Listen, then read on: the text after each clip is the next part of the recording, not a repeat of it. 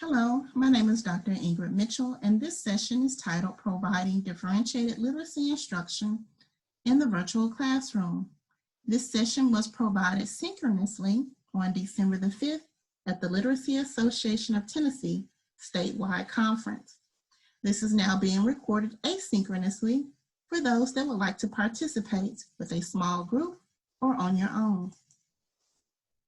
The session objectives include us grounding the virtual literacy differentiation with students' learning styles. We will also use David Thornburg's archetypal learning as a catalyst for virtual differentiated literacy instruction, more so as an entry point into the strategy. We will examine virtual best practices with exemplars, as well as take in some distinguished virtual tips for ELA content, process, and product, which are the three prongs of differentiation. Differentiated instruction allows for all students to access the same classroom curricula for Tier 1 instruction, but providing some entry points through ELA tasks and outcomes being tailored to student needs. Now, let's remind ourselves what learning styles we'll find in a literacy classroom. For your physical learner, you may want to, especially when reviewing syllables and words, body and hand movements to count out sounds. For your logical learner, be sure to sketch out and pre-plan finding patterns within language. For your social learner, always incorporate some protocols for communication. And for your solitary learner, who may even be strong in reading, or for those that are not, allow them 2 or 3 minutes in a breakout room to review text, dive a little deeper, or to sketch out their thoughts in annotation. For your visual learner, you may want to incorporate images and pictures. And if you do so, of course, you will be linking reading literature and reading informational text, standard IKI, which is integration of knowledge and ideas through images and words. For your oral reader, re-emphasize letter sounds and names, especially for primary learners.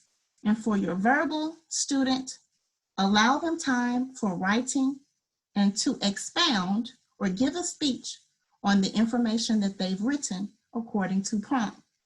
Now that we've reviewed some learning styles, let's dive a little bit deeper. Now, differentiated instruction is not something new.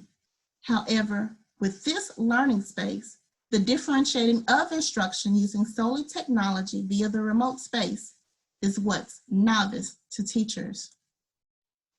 David Thornburg's archetypal learning space, the cave, the campfire, and the watering hole, plus a few more, will provide us with some great jumping off points to providing this differentiated instruction into the remote space.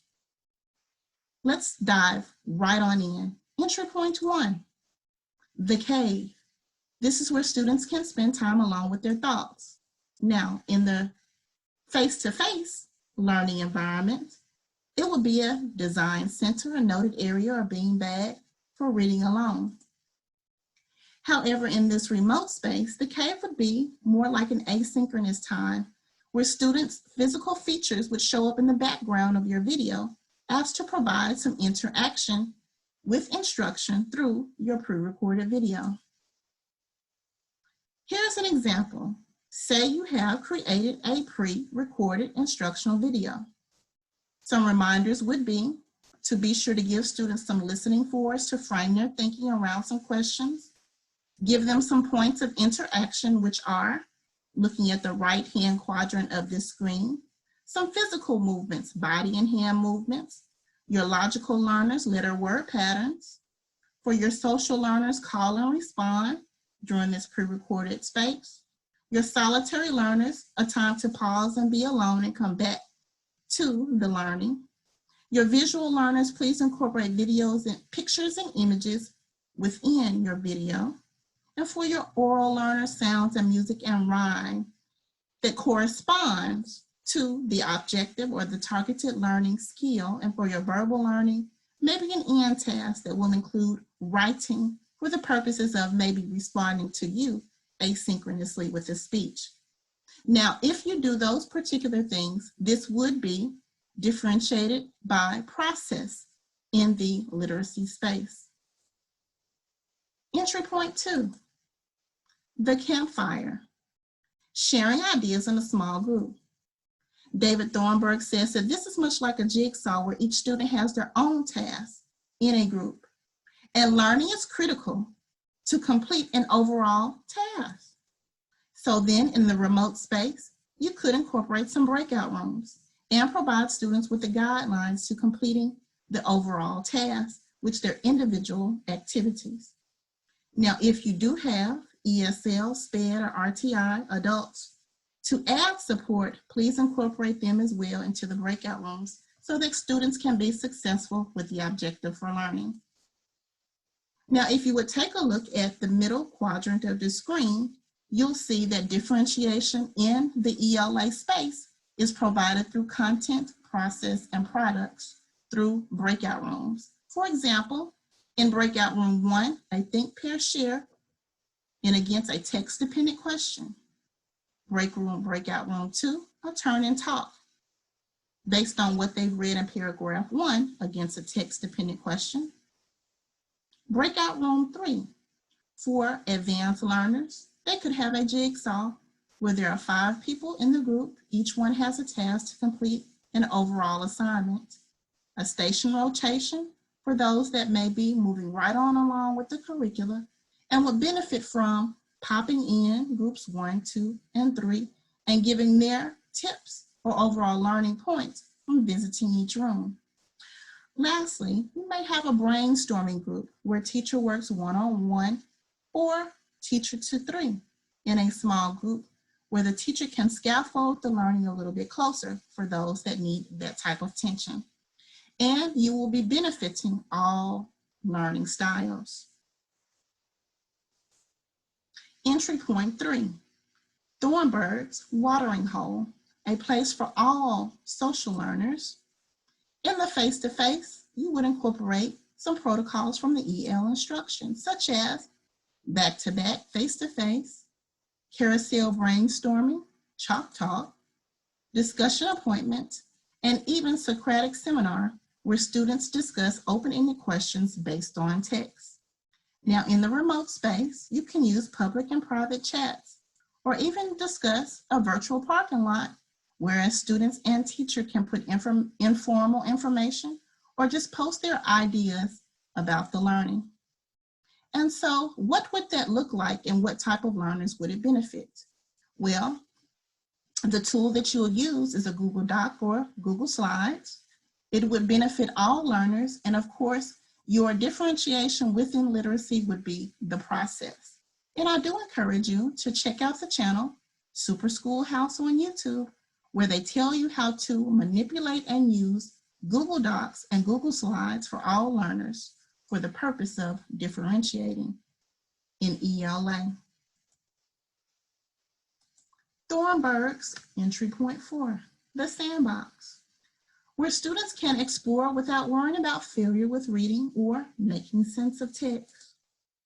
Now, in the face-to-face, this would be an opportunity for you to bring out the passions for reading through creating stories or picture books for those to boost fluency or even interest with ELA. In the remote space, we want to also encourage those creating stories and picture books for those students who are already advanced and excited about reading and language arts, or for those that are struggling along. So then, this would benefit all learning styles, and the differentiation within literacy will again affect all 3 prongs: content, process, and product. The first ed tool that I have as a wonderful example of meeting the students' learning styles is Scratch Junior.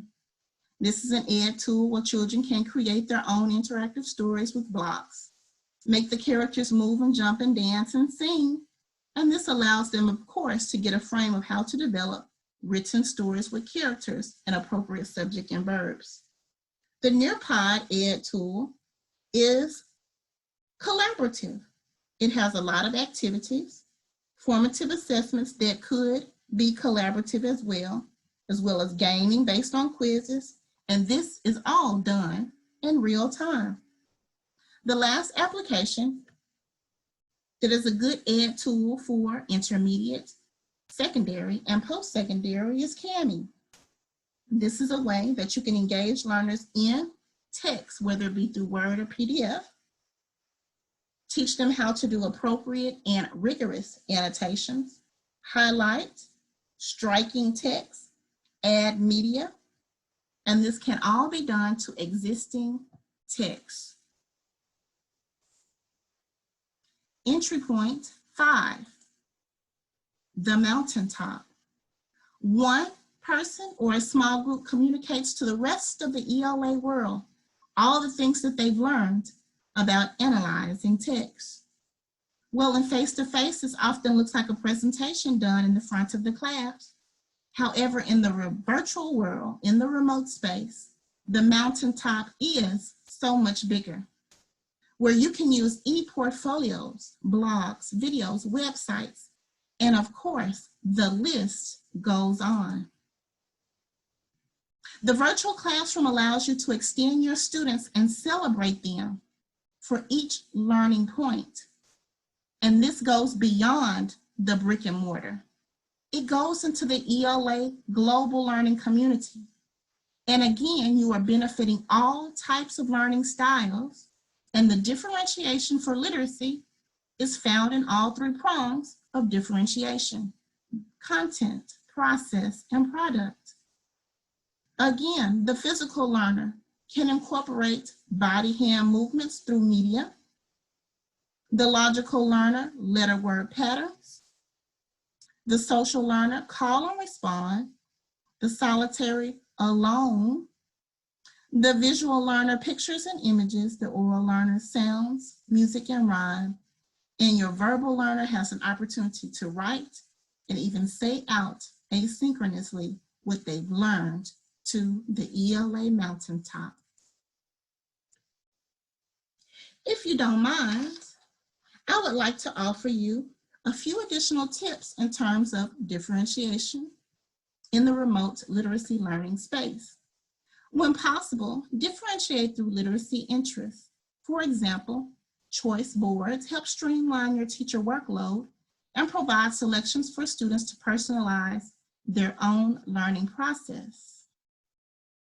What about a choice board? For example, if you're teaching vocabulary, you can create choice as to how students learn their vocabulary. With this one, the teacher gave students the choice of choosing 2 or 3 activities into delivering products based on what they've learned. Process is how students make sense of content. They need time to reflect on their learning before transitioning to the next activity or lesson. So then I recommend to include 1 or 2 literacy processing experiences for every 30 minutes of instruction to help prevent the feeling of content saturation. Do think, pair, share, table talk, or quick write using online EdTools such as No Red Ink. This helps the teacher with grading, and the app does it automatically and tells you what the students' results are, plus determining trends for reteaching. Another way to tailor student products based on differentiation, especially with assessment, and to make tests fun for students instead of strenuous, you can do assessments based on what students want to do, but ensure that it's in accordance to the ELA standards or Tennessee Board of Regents for post-secondary. Make sure that this assessment is always meaningful, equitable to all learning styles, and that it is multifaceted for rigor. You may also want to incorporate assessments synchronously, speaking and listening time, or live literacy games where you earn points based on the skill that is being assessed. Lastly, you can incorporate asynchronous assessments where it could be a writing audio response, visual in accordance to text, images, or linked Text sets resources such as your Google Slide or Google Docs for students to respond and provide you with presentation based on text. And finally, when product options are clearly aligned to literacy learning targets, student content, knowledge, voice flourishes. They grow, while teachers also ensuring that ELA core content is being addressed. Please take time and pause the video and discuss or reflect on what were your biggest takeaways for this session. My name is Dr. Mitchell, and I'm in Memphis, Tennessee. If you need to reach out to me, my information is below. And I thank you, and I hope you have enjoyed this session.